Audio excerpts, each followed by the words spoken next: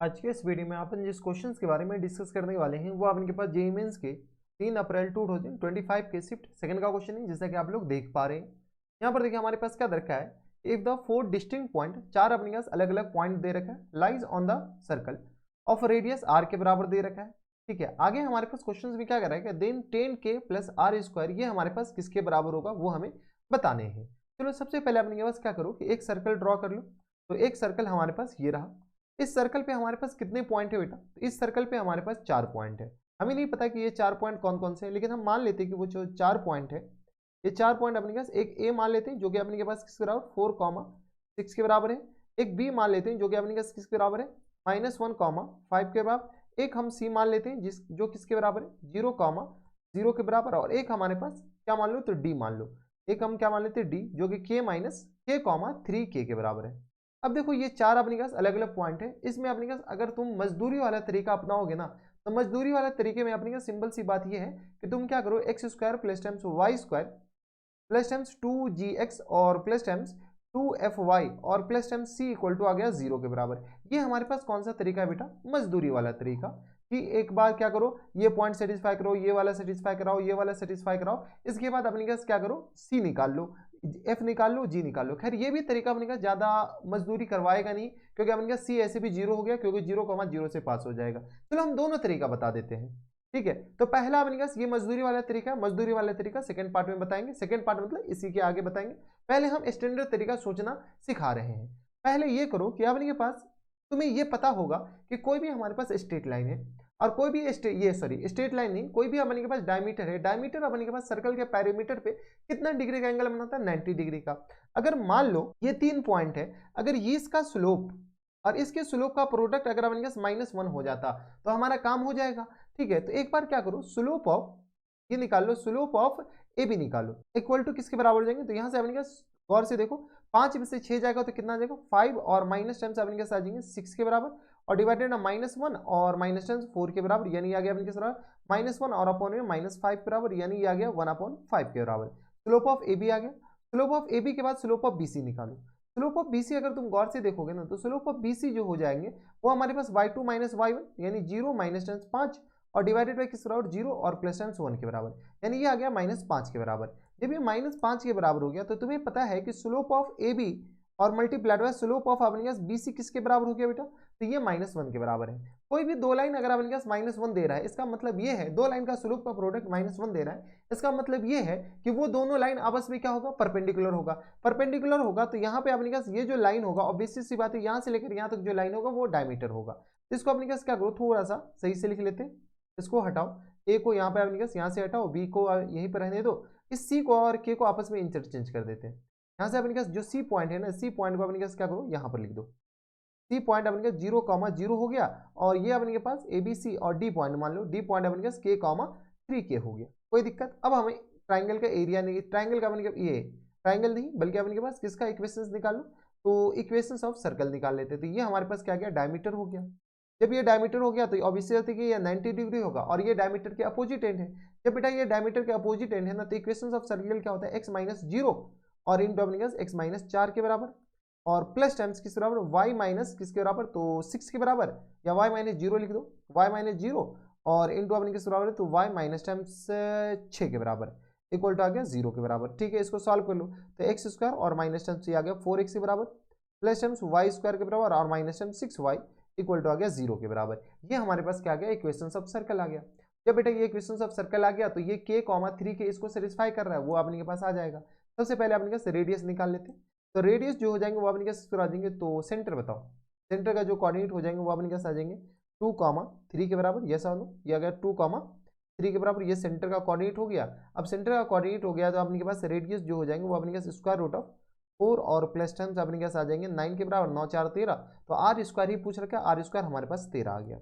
अब हमारे पास के का वैल्यू निकालना है। के का वैल्यू निकालने के लिए क्या करो, ये जो पॉइंट है इसको सेटिस्फाई करेगा क्योंकि ये सर्कल पे है। तो ये आ गया अपने के बराबर के square minus tens 4k plus tens 9k square और माइनस टेंस 18 के बराबर, इक्वल टू आ गया 0 के बराबर। के कॉमन लेकर के अपने पास कैंसिल आउट कर दो, के 0 हो गया तो ये पॉइंट 0,0 हो जाएगा, जो कि अपने पास ऑलरेडी एक पॉइंट दे रखा है, तो के 0 हो नहीं सकता है, यानी तो अपने पास सॉल्व भी कर लेते हैं।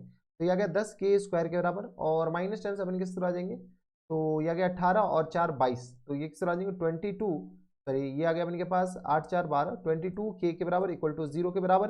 के कॉमन ले लोगे तो किस तरह आ जाएंगे, यानी तो अपने के पास कौन सा के 5 के कॉमन ले लो, यानी तो रहने दो के कॉमन ही ले लो। ये आ गया 10 के और -10 22 इक्वल टू आ गया 0 के बराबर, यानी के दो वैल्यू आ गया, एक 0 और के एक दूसरा वैल्यू आ गया 22/10 के बराबर। हाँ है ना, तो एक के का वैल्यू अपने पास ये वाला हो गया और दूसरा के का वैल्यू ये वाला हो गया, तो ये वाला तो अपने के पास रिजेक्ट हो जाएगा।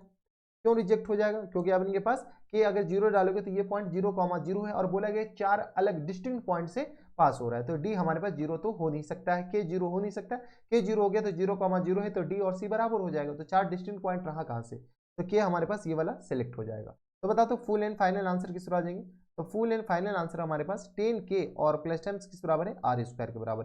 10 के हमारे पास 22 के बराबर हो जाएंगे और आर स्क्वायर आ गया 13 के बराबर, तो 3 2 5 और 2 1 3 के बराबर, यानी हमारा जो आंसर हो जाएंगे 35 इज द करेक्ट आंसर। 35 देखो ऑप्शन नंबर डी में दे रखा है, यानी ऑप्शन नंबर डी क्या आ जाएंगे हमारा फुल एंड फाइनल आंसर हो जाएंगे।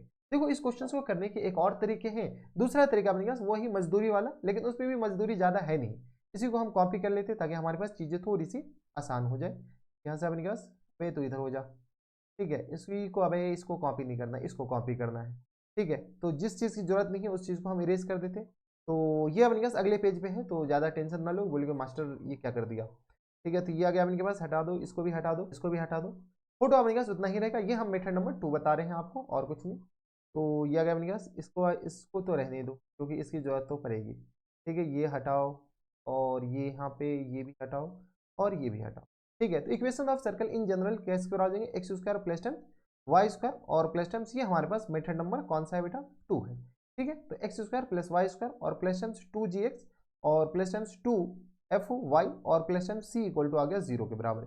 इन सर्कल को किससे पास कराओ बेटा, इन सारे पॉइंट से पास करा दो, क्योंकि क्वेश्चन में बोल रखा है ये सारे पॉइंट से पास हो रहा है। अगर 0,0 से पास कराओगे ना बेटा, 0,0 से पास कराओ तो ये आ गया 0 plus 0 plus 0 plus 0 plus C equal to आ गया 0 के बराबर। यहाँ से अपने पास plus times C equal to आ गया 0 के बराबर, यानी सी हमारे पास क्या आ गया 0 इज द करेक्ट आंसर हो जाएंगे सी का, ठीक है। अभी आंसर नहीं आया है बेटा, सी हमारे पास 0 आ गया, जैसे सी 0 आ गया ना बेटा, तो ये एक्स स्क्वायर और प्लस टाइम्स, अब अपने पास इसको किससे पास करा दो, इसको अपने पास पास करा दो, यहाँ से अपने पास एक्स स्क्वायर की जगह क्या करो, इसको पास करा दो यहाँ से अपने पास 4,6 से, 4,6 से पास कराओगे तो कितना आ जाएगा बेटा 16 प्लस टाइम्स 36 और प्लस टाइम्स किस तरह आ जाएंगे, तो 8g के बराबर और प्लस टाइम्स ये आ गया अपने पास 12f के बराबर और प्लस 0, तो अपने पास c तो 0 आ गया तो 0 ही हम लिख देते हैं, तो यहाँ से आ गया अपने पास 8g और प्लस टाइम्स 12f और 6 6 12 के बराबर और 3 1 4 1 5 के बराबर, यहाँ से प्लस 52 के बराबर, प्लस टाइम्स करा देंगे 52 के बराबर इक्वल टू आ गया 0 के बराबर। यहाँ से हमारे पास एक इक्वेशन आ जाएगा, इक्वेशन को थोड़ा सा और सिंप्लीफाई कर दे, 4 अपने के पास तो 52 अपने के पास कितना आ जाएगा, तो 25 26 13, तो ये आ गया अपने के पास 4g, 4 कॉमन ले लोगे तो 2g प्लस टाइम्स 3f और प्लस टाइम्स अपने पास 13 दिन चले 13 चौका 52 इक्वल टू 0 के बराबर।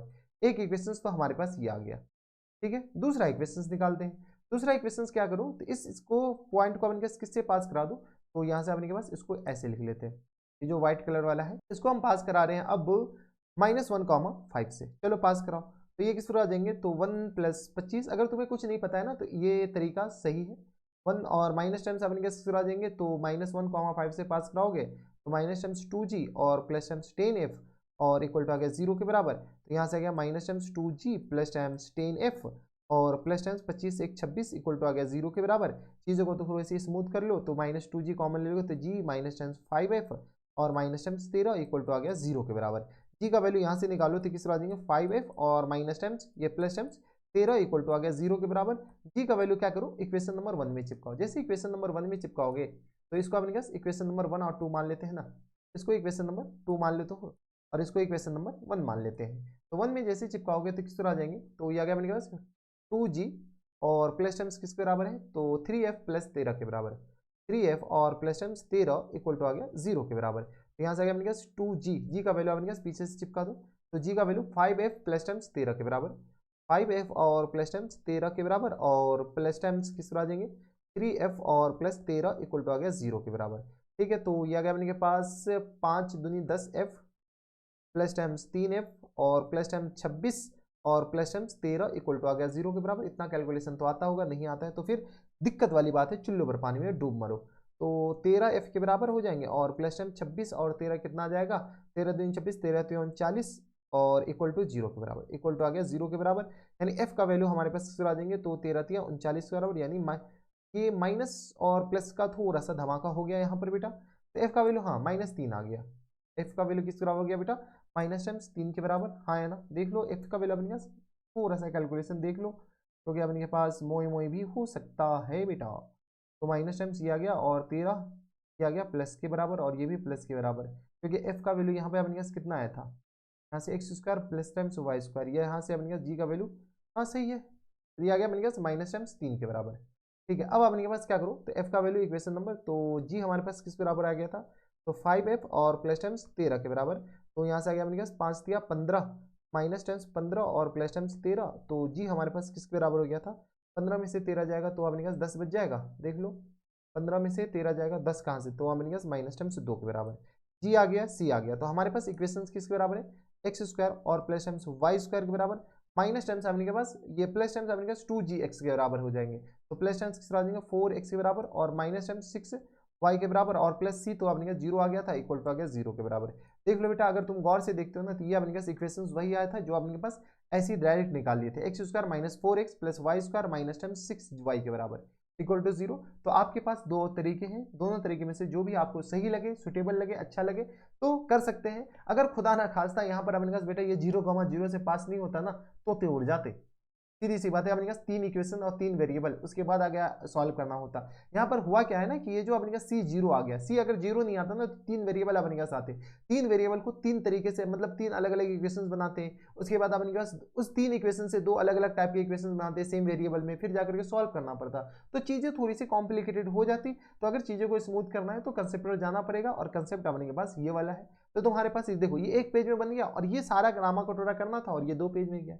तो आपकी मर्जी है आप कैसे सॉल्व करते हैं, वो आप देख लो। तो ये हमारे पास बेटा था मेथड नंबर 1 था। मेथड नंबर 2 भी बता दी। तो ये थे हमारे पास जेईई मेंस के 3 अप्रैल 2025 के शिफ्ट सेकंड का क्वेश्चन था, और आसान सा सवाल था, टफ नहीं था।